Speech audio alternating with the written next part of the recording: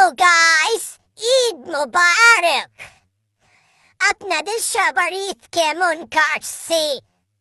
মোর তো খুবই ভালো কাটছে। বৃষ্টি বন্যায় সারাদিন ঘরের মধ্যে বইয়া রইছি। আর নানি একটু পর পর চিকেন লেগ পিস আইনা দিছে আর খাইছি। আর নানির পেটের উপরে শীত হইয়া রইছি।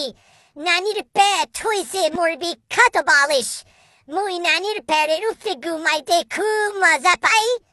তা যাই হোক, সারাদিন খাইছি আর অপেক্ষায় ছিলাম পাশের বাড়ির ভাব্বিরা আসে নাকি, কিন্তু ভাব্বিরা বৃষ্টি বাদলের কারণে আসতে পারে নাই।